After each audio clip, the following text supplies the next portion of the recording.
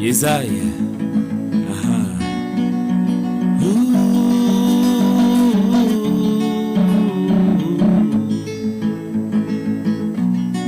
RC Bafsan 2 FM 94.3.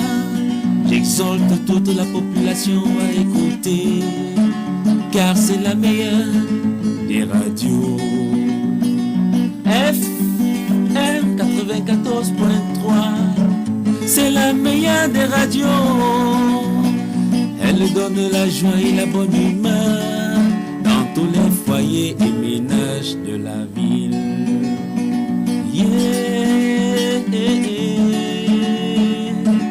FM 94.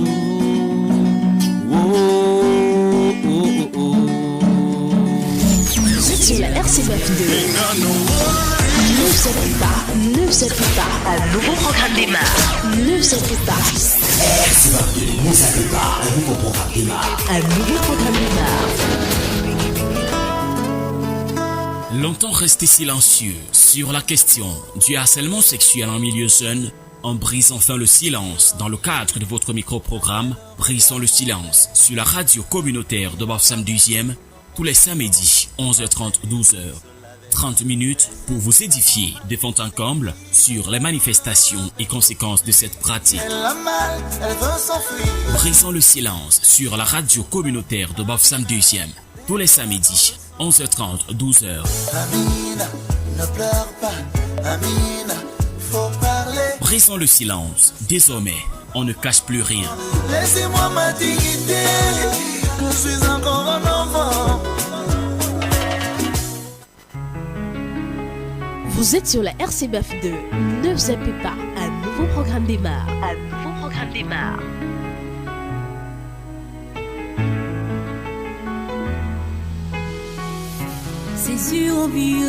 Vous êtes sur la RCBF 2. Ne vous inquiétez pas, un nouveau programme démarre. Un nouveau programme Il démarre. attendait que tout le monde s'endort pour l'engrainer où le seul avait le secret. Bonjour mesdames et messieurs et bienvenue à ce micro-programme Brisons le silence sur la radio communautaire de Bafoussam 2e de ce samedi 5 septembre 2020. Dans le cadre de ce micro-programme, mesdames et messieurs, nous allons parler une fois de plus de l'harcèlement sexuel en mettant l'accent cette fois-ci sur le rôle de chaque acteur, notamment l'autorité administrative, traditionnelle, religieuse, en tant que parent et en tant que jeune. Pour le faire, je ne suis pas seule dans ce studio, je suis en compagnie de Madame Lucienne Tefak, présidente de l'association Sibaeva. Le quiz qui meuble ce micro-programme est le suivant. Comment définissez-vous le harcèlement sexuel? Citez 3 auteurs du harcèlement sexuel en milieu scolaire. Et enfin, citez 3 conséquences du harcèlement sexuel. Il faut rappeler que, chers auditeurs de la RCBF 2, vous n'êtes pas obligés de répondre à toutes les questions.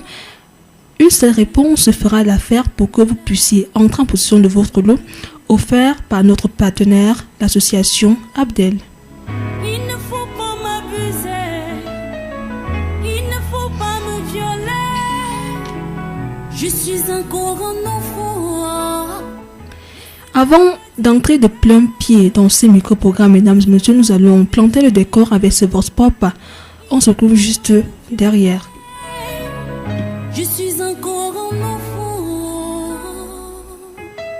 Plongé dans le... Entre nous les jeunes, ce n'est que la mauvaise mentalité qui fait qu'on harcèle les gens sexuellement. Soit la mauvaise mentalité, soit les pratiques occultes qui sont ici dehors. Bon, pour le combattre, il faut les sensibiliser, il faut avoir un bon moral. Et toutes ces pratiques occultes, tous ces sectes qui sont ici dehors là, vraiment que chacun se tienne à l'écart. On ne peut pas tenter à faire pareille chose. La plupart, ce sont les pratiques occultes. Pour d'autres pas, c'est juste les sales mentalités, quoi. Les hommes qui eux-mêmes se transforment en... Un jeune peut s'intéresser plus aux émissions de sensibilisation au lieu de s'intéresser aux films pornographiques, par exemple. Deuxièmement, je pense que le jeune, à son niveau, peut essayer de contrôler sa conscience. Les jeunes filles essayer de s'habiller, dans les habillements surtout, de s'habiller un peu confortablement et de peur de donner des désirs aux garçons. Bon, ça, c'est ce que je peux donner aux jeunes filles comme message.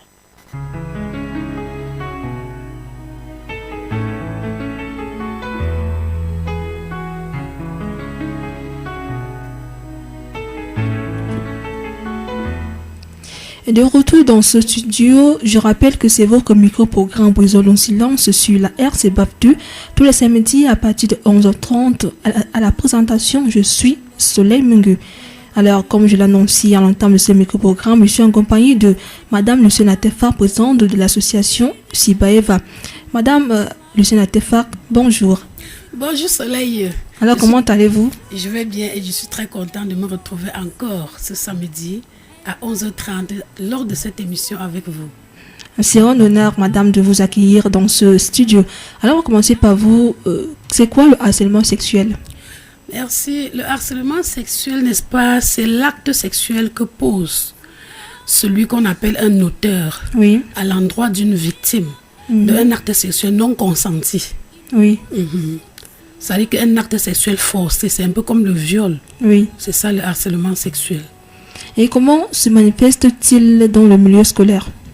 Le harcèlement sexuel se manifeste dans les milieux scolaires à travers des auteurs qui peuvent être le personnel de l'administration, ça peut être même le chef de structure, ça peut être aussi le personnel d'appui comme le gardien, ainsi de suite. Donc, ce sont là les auteurs. Et ces auteurs, très souvent, ils posent ces actes dans le but, en échange, n'est-ce pas, de certains services. Oui, c'est la raison pour laquelle ce harcèlement n'est pas, c'est pas commode. Parce que quand un enseignant, par exemple, harcèle une fille en lui donnant peut-être des notes qu'elle ne mérite pas, c'est pas normal, c'est pour quel avenir? Quand le gardien harcèle une fille, peut-être dans le but de la faire entrer quand elle est en retard. C'est immoral. Donc, c'est l'une des manifestations. Ce sont quelques manifestations du harcèlement sexuel dans les établissements scolaires. Et ça a vraiment des conséquences néfastes. Le quiz qui meuble ce micro-programme est le suivant. Comment définissez-vous le harcèlement sexuel? C'était 3 auteurs du harcèlement sexuel en milieu scolaire et enfin c'était 3 conséquences. Les contacts pour nous avoir dans ce studio sont les suivants: 6 91 83 69 18 6 79 17 97 07. Je reprends: 6 91 83 69 18 6 79 17 97 07. Alors, Madame Luciana Tefar, quelles sont les conséquences sur les victimes? Merci beaucoup, Soleil. Les conséquences sur les victimes sont énormes. Le harcèlement sexuel, d'abord, c'est un acte violent. Étant donné que c'est un acte violent non consenti, ça a plusieurs conséquences sur la victime. Les conséquences psychologiques, par exemple, le traumatisme, la peur, l'angoisse. Quand une fille est victime du harcèlement sexuel, très souvent, ça la fait réfléchir. Très souvent, elle a peur, ainsi de suite. Et ça peut entraver, n'est-ce pas, son avenir. Donc ça, c'est les conséquences psychologiques. Ça peut faire que de temps en temps, si elle n'est pas prise en charge, de temps en temps, elle peut sursauter, vivre la peur, elle peut se marginaliser et c'est pas bien pour son avenir. Et pour ce qui est des conséquences au niveau même scolaire, le harcèlement traumatise au point où la victime n'arrive pas à suivre ses études normalement. Donc, un enfant qui est harcelé et qui sait qu'elle doit s'attendre à des notes non méritées, elle n'apprend pas. Ça fait qu'elle ne peut pas réussir à son examen. Si pendant l'école, on lui donne des notes non méritées, qu'est-ce qu'elle va faire le jour de l'examen? On n'aura aucun diplôme. Donc, ça rétrograde, n'est-ce pas? Ça freine l'évolution scolaire de l'enfant, de la victime. Donc, le harcèlement sexuel a aussi des conséquences sur le plan sanitaire. Parce que très souvent, quand on harcèle, le harceleur, l'auteur, n'est pas en possession peut-être des préservatifs ou bien il peut être malade, soit du VIH et bien d'autres infections sexuellement transmissibles. Donc la conséquence c'est que il transmet cette maladie à la victime qui tombe malade, qui est malade toute sa vie. Et très souvent, si elle ne fait pas des examens, alors ces maladies vont créer, n'est-ce pas, la stérilité. Et vous savez qu'une femme n'est heureuse plus tard que quand elle a des enfants. Ça crée donc des maladies qui, n'est-ce pas, fait que la femme, quand elle conçoit plus tard, elle fait soit des morts-nés, soit des enfants mal formés, soit elle est même stérile. Donc c'est ça les conséquences sanitaires. sur le plan de la santé.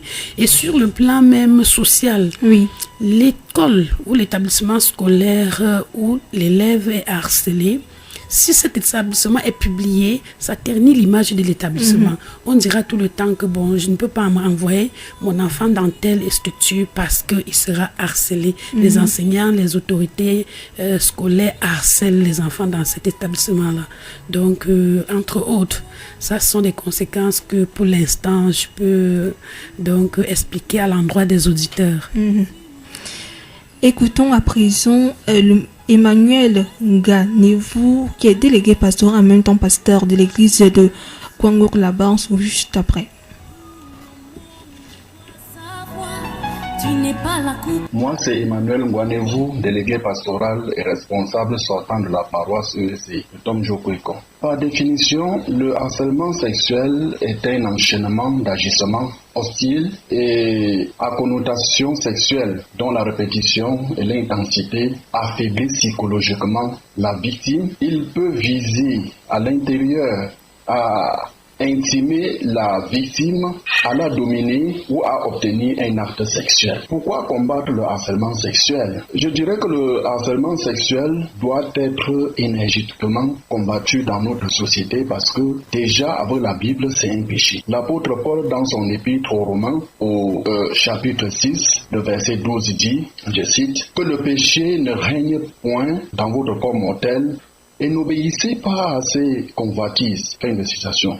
Et il nous rappelle dans 1 Thessaloniciens, chapitre 4, versets 3 à 8, ce que Dieu veut, c'est votre sanctification. C'est que vous vous absteniez de l'impudicité. Il est dit encore dans 1 Corinthiens, chapitre 7, versets 1 à 2, je pense qu'il est bon pour l'homme de ne point toucher de femme. Toutefois, pour éviter l'impudicité, que chacun ait sa femme et que chaque femme ait son mari. Avant même que la Bible ne condamne cela, parce que c'est un péché, moi, en mon humble avis, en tant que citoyen camerounais, je trouve qu'il n'est vraiment pas judicieux de forcer une femme avant d'entretenir des relations sexuelles avec elle. Pour ma part, c'est très déshonorant, c'est irresponsable, c'est même condamnable par la loi du pays. Donc, je trouve qu'il faut apprendre à se respecter et à respecter également l'autre. Malheureusement, c'est un phénomène qui va plutôt grandissant dans notre société d'aujourd'hui. C'est presque tous les jours qu'on doit entendre parler du harcèlement par-ci, du harcèlement par-là. Je pense, pour ma part, qu'il est grand temps de combattre le phénomène afin que demain, la situation ne devienne plus pire qu'aujourd'hui. Qu'est-ce qu'il faut faire? Comment le combattre? Nous devons tout simplement instruire les citoyens et plus particulièrement la couche jeune de notre société à prendre connaissance des grands risques qu'on court en posant des actes pareils. Comme homme de Dieu, je dois dire à mes ouailles que poser de tels actes, c'est aller contre la volonté de Dieu et que cela peut susciter la colère de Dieu. Comme parent, je dois m'évertuer à éduquer mes enfants à la maison. La jeune fille qui est chez moi doit savoir qu'en s'habillant de façon extravagante, c'est-à-dire cuisses dehors, ventre dehors et seins dehors, pour sortir, elle peut attirer l'attention des jeunes gars sur elle, que ces jeunes gars peuvent la suivre. Elle doit savoir que marcher seule pour traverser des coins isolés est un pur danger pour elle. Que se retrouver seule dans la chambre d'un ami garçon peut avoir des conséquences très désastreuses pour elle, pour ne citer que ces quelques exemples. Le jeune garçon, quant à lui, doit faire attention au type de compagnie qu'il choisit dans sa vie. Un adage dit « Dis-moi avec qui tu marches et je te dirai qui tu es ». Donc, si tes amis sont des chanvreux, des consommateurs de drogue, tu as de fortes chances de faire comme eux. Je voudrais dire que tous ces stupéfiants suscités sont des facteurs qui aggravent la recrudescence du harcèlement sexuel dans notre société. Si donc le gouvernement de notre pays veut lutter contre le harcèlement, qu'il lutte d'abord contre la culture et la vente de la drogue. Qu'il lutte d'abord contre la confection de ce type d'habits qu'on appelle sexy dans les familles, que les gens vivent avec la crainte de l'Éternel. Ne poser que des actes qui sont acceptés par la parole de Dieu, de peur de pécher contre lui et bien sûr contre les hommes. En tant que parents, nous devons faire notre devoir, veiller à ne permettre une sortie à notre fille que lorsqu'elle est décemment habillée, tenir toujours son conseil de famille pour prodiguer des conseils à ses enfants.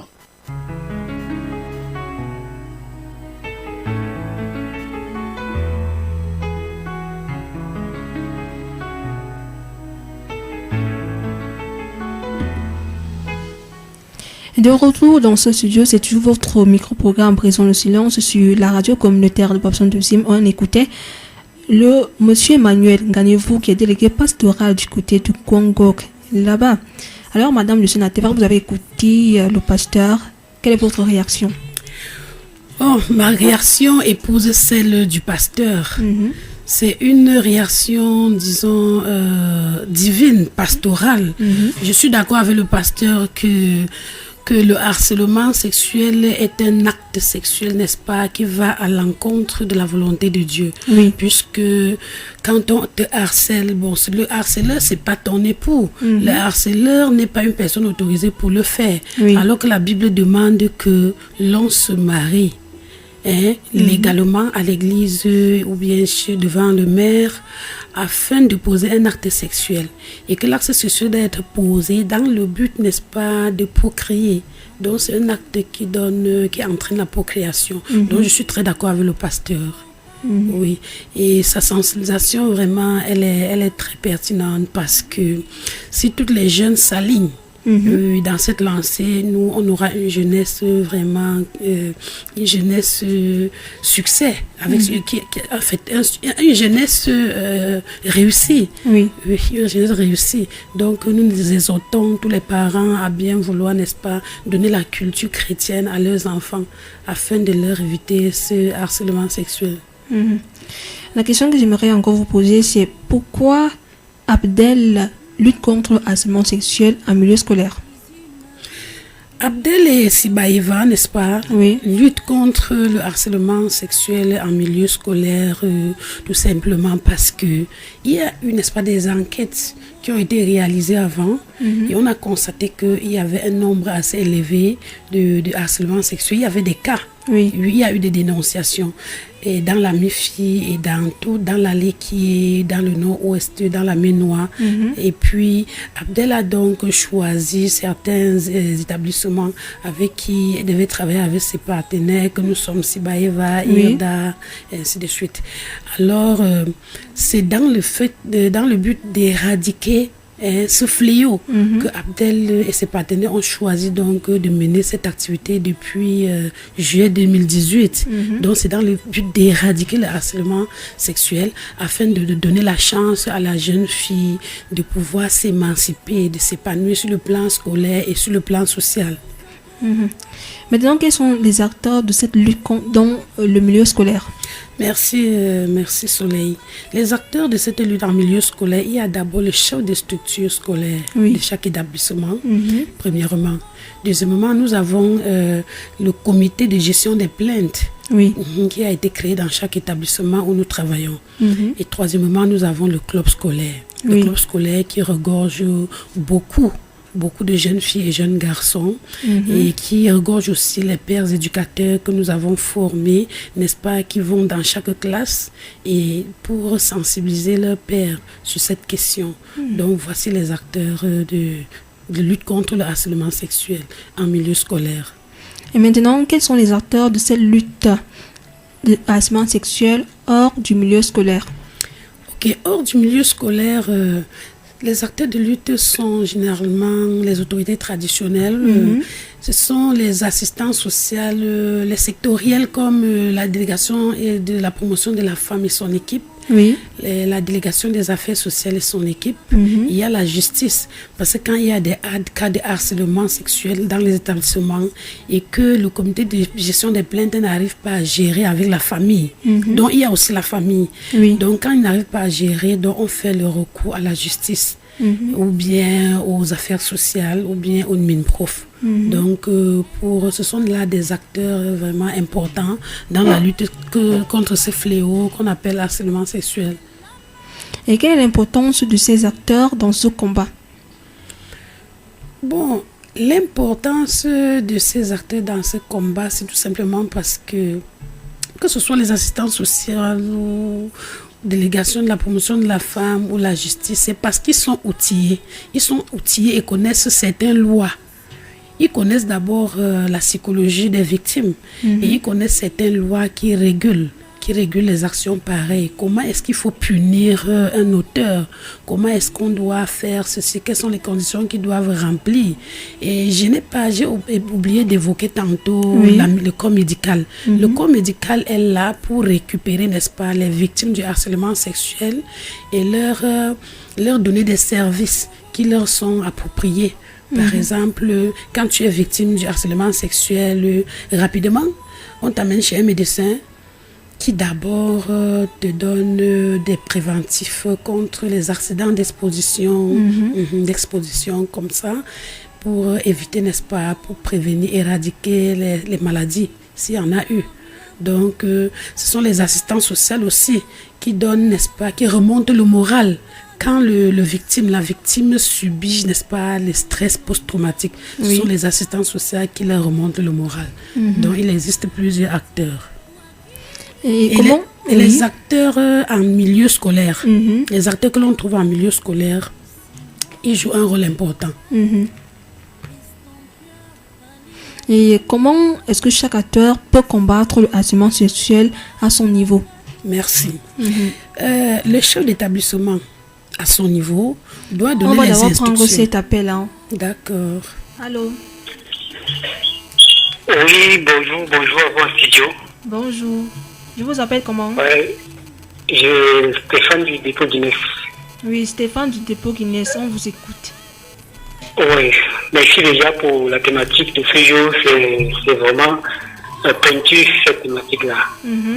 Donc, j'aimerais poser la question, c'est de savoir, peut-on toujours assimiler, comment dire ça? Bon, je vais prendre une approche, une situation problème, quoi. C'est-à-dire, imaginez que vous approchez vers une fille, ça ne veut pas de vous et vous la voulez. Peut-être même si vous voulez que ça aille loin. Peut-être même dans le mariage. Mais le fait que vous l'approchez et qu'elle ne veut pas, bon, elle va toujours assimiler ça à un harcèlement sexuel. D'autant plus que vous n'êtes pas dans votre tête de l'harceler. Et mais vous la, comment dire ça? Vous voulez d'elle une personne, vous voulez faire d'elle une personne si spéciale pour vous. Mais elle ne veut pas, vous essayez un peu d'insister. Le temps pour vous de vouloir la convaincre. Est-ce qu'on peut toujours assimiler ça à un harcèlement sexuel? Ok. C'est noté, Stéphane du dépôt Guinness. On va vous répondre dans un instant. Ok. Merci pour vos contributions. Alors, Madame Lucienne Atoufak, il y a une question de Stéphane du côté du dépôt Guinness. Il veut savoir quand on approche une fille, est-ce qu'on doit assimiler cela au harcèlement sexuel? Si elle dit non, si on veut faire d'elle une personne spéciale, et qu'elle refuse, est-ce qu'on peut assimiler cela au harcèlement sexuel? Ok. Si on approche une femme, une fille, sans la violenter, sans la forcer de faire des relations, d'entretenir des relations avec soi, c'est pas là le harcèlement sexuel. Donc, quand tu approches une fille, tu veux faire d'elle peut-être une personne importante. C'est pas généralement chez elle que tu dois t'adresser. Une personne importante pour un homme, c'est qui? C'est une femme que tu veux épouser. Va voir ses parents, tu poses ton problème. Si tu veux l'épouser, je me dis que bon, cette personne importante, c'est ton épouse. Oui, va donc remplir les conditions adéquates. Tu rencontres la famille. S'ils sont d'accord, ils rencontrent, ils discutent avec leurs filles. Quand ils sont d'accord, on passe aux examens prénuptiaux. Si ça donne, par exemple, l'électrophorèse pour avoir des enfants normaux, ainsi de suite. Et quand ça donne, alors, on se rapproche de la mairie et des églises. Donc, si tu veux faire vraiment de la fille d'autrui une personne importante, ne va pas vers elle de façon, n'insiste pas. Quand il refuse, ça veut dire qu'elle ne voudrait pas, elle ne voudrait pas donc, elle ne voudrait pas que peut-être que tu lui mettes de la pression. Mais si elle est élève, elle est mineure. Si elle est élève, elle est mineure. Moi, je me dis que tout simplement, que ne cherchez pas à faire d'une victime, peut-être d'une fille, votre personne importante, qu'elle n'a pas encore l'âge. Donc, il faut attendre qu'elle ait au moins 21 ans, qu'elle soit majeure, capable de prendre des décisions. Puis quand elle est mineure, alors, tu es en train de la harceler. C'est un harcèlement. Oui, si elle est mineure, c'est un harcèlement. Donc, on autorise que vous parlez aux filles quand elles sont mineures, quand elles savent déjà ce qu'elles font. Oui, des filles qu'on ne peut pas tromper n'importe comment. Donc, je demande à notre camarade, à notre auditeur qui a posé la question, de bien vouloir s'approcher des filles qui ont l'âge de la raison, quoi. Donc, aller vers une fille de façon répétée, même si on ne lui fait pas le rapport sexuel, c'est un harcèlement puisqu'il est mineur. Parce que ça entrave ses études et donc son avenir. En espérant que Stéphane du côté de Guinness a eu satisfaction au cas concret pour toujours nous revenir et poser une autre question. Alors, Madame Lucienne Atefa, voilà, il revient. Allô? Oui. Oui, merci déjà pour la réponse, je l'ai écoutée. Bon, sinon, je ne parlais pas d'une mineure. Là, quand même, j'ai pigé, mais je m'en vais la sauter pour poser une autre question. Oui. Oui, qui est celle de savoir qui peut harceler. Il n'y a que les hommes pour harceler les femmes, ou bien même les femmes peuvent harceler les hommes. C'est noté Stéphane du côté du dépôt Guinness. Il dit ceci, est-ce que c'est uniquement les hommes qui harcèlent? Est-ce que les femmes ne peuvent pas aussi harceler les hommes? Très belle question, mon ami Stéphane. Je dirais que c'est vice-versa. Mais le harcèlement a beaucoup plus pour auteur les hommes. Oui, il est rare. Les femmes, c'est vrai, elles sont auteurs quelquefois des harcèlements verbaux. Bon, on ne rencontre pas trop ces genres de femmes dans notre milieu, dans la culture de l'Ouest. Bamileke, excuse-moi, je ne suis pas tribaliste. Dans notre culture, nous ne sommes pas élevés à harceler les hommes. C'est l'homme qui doit prendre le devant. Pour venir vers nous. Donc, je ne crois pas que vraiment que 2% de filles peuvent avoir le courage d'aller vers un homme, dire vraiment tu me plais, j'aimerais ceci, cela.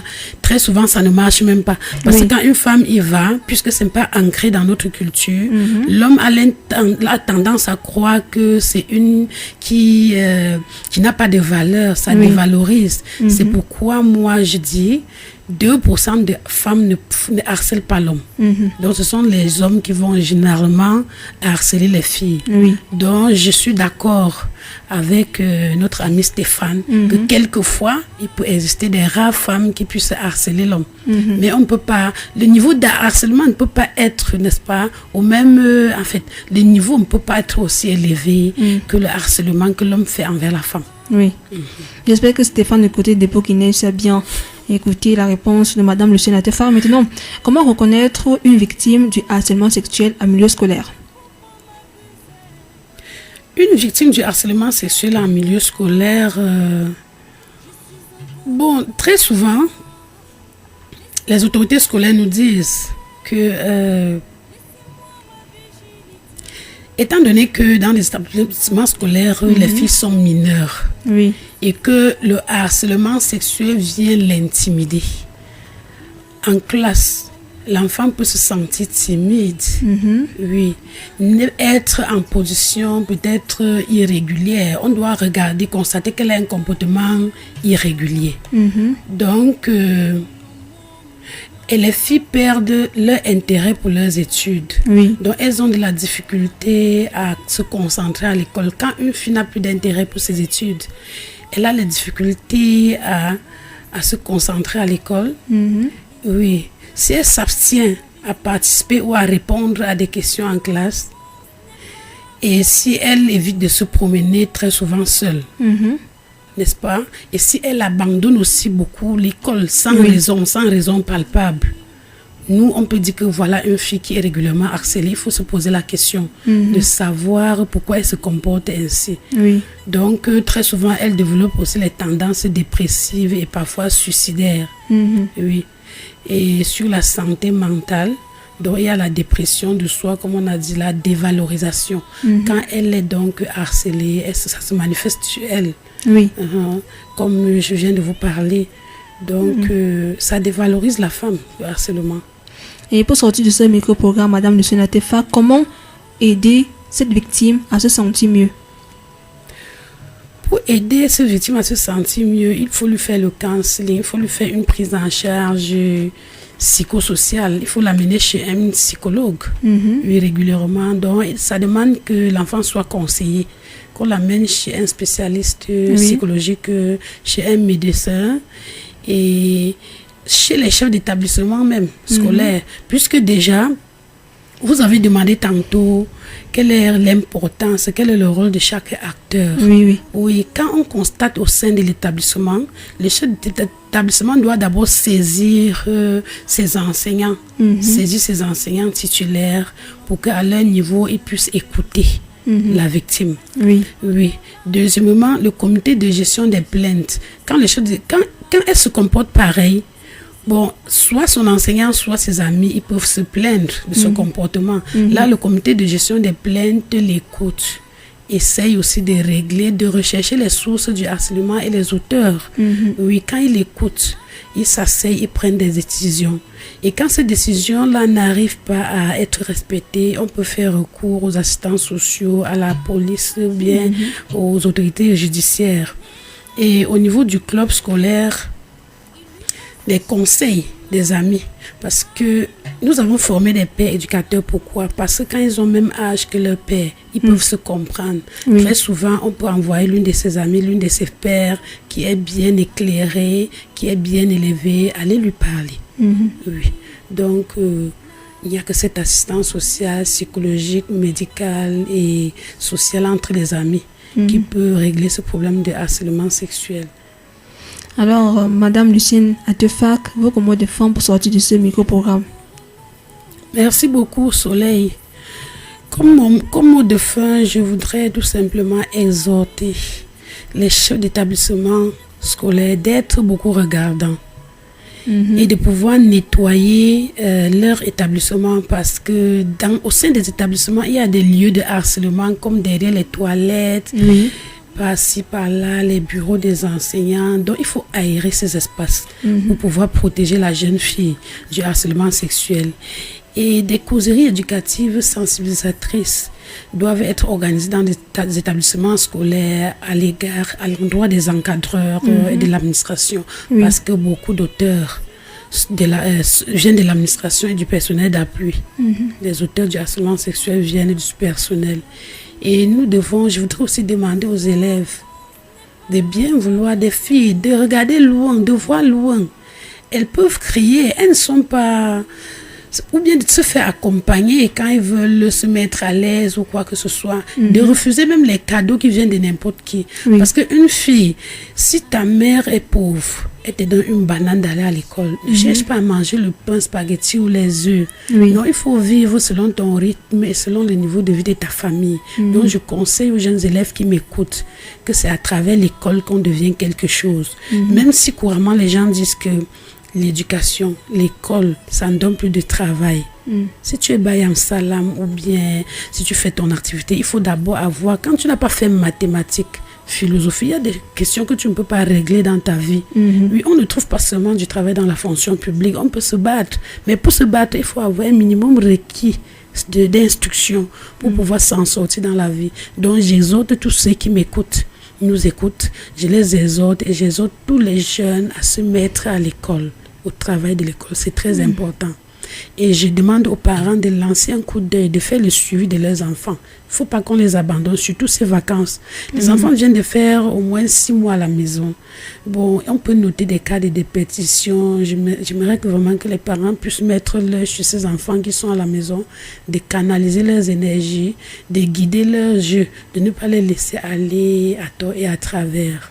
Donc, je voudrais remercier tous les auditeurs qui nous écoutent en ce moment.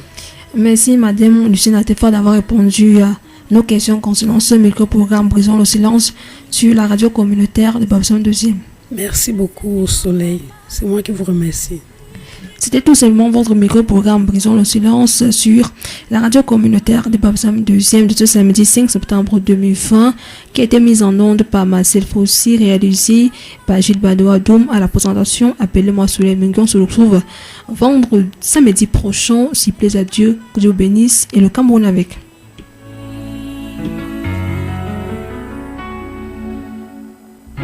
Son corps va la Chyprie.